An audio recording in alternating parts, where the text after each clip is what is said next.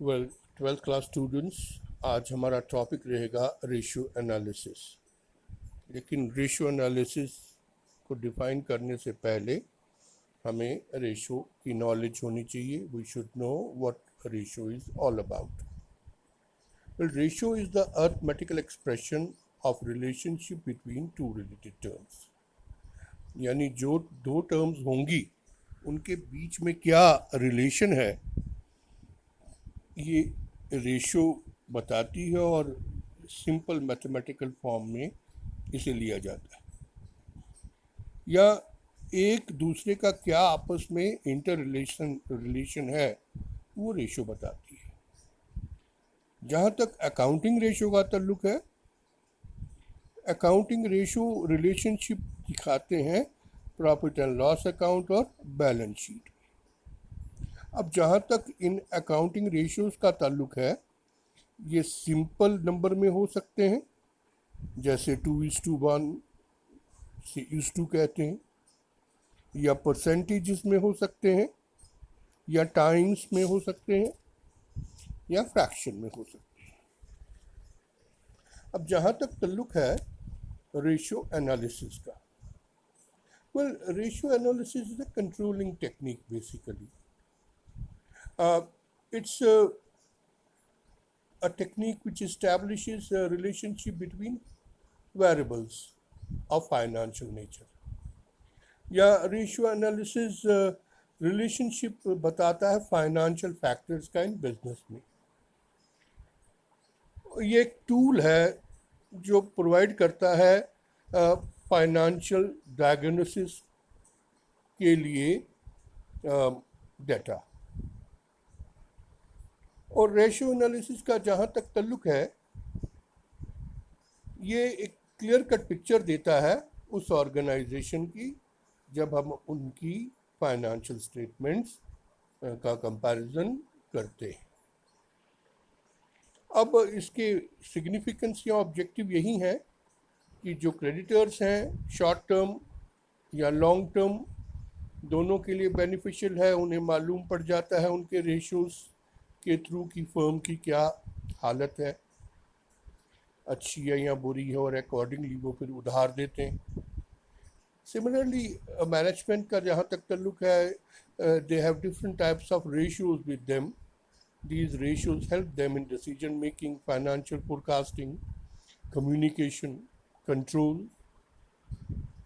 Then, as far as employees are concerned, they also are interested in their salaries, and their salaries can only increase, or their perks can only increase if firm earns more and more profit, and ratios give all these things.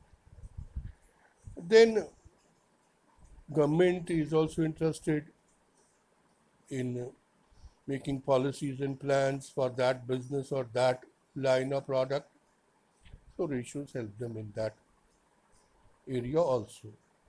And as far as the investors are concerned, uh, they want to know dividend per share, they want to know earning per share, everything they want to know about their shares, so ratio analysis is helpful in that regard.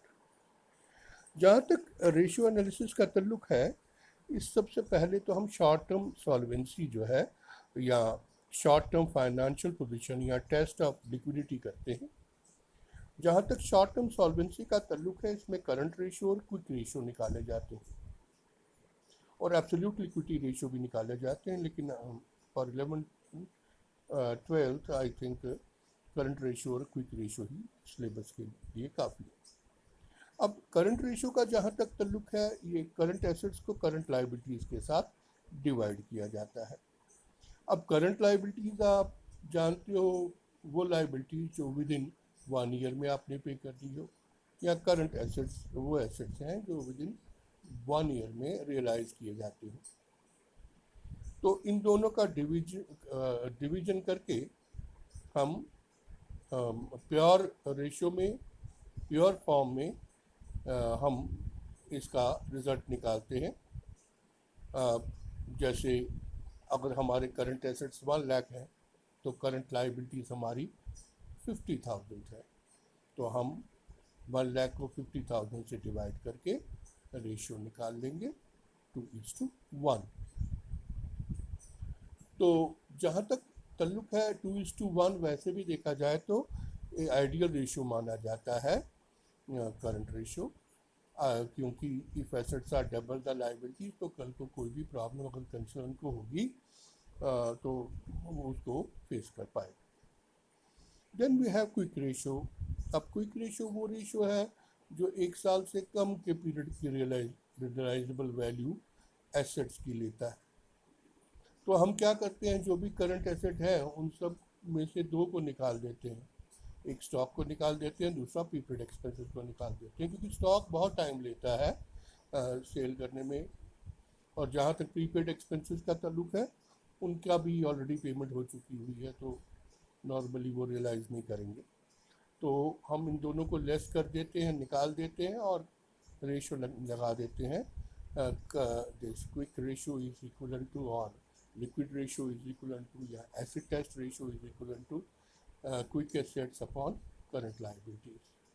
तो इसमें जहाँ तक ताल्लुक है standard का, that is 1:1, that is taken as an ideal ratio. So this is all about short-term solvency ratios and how do we calculate.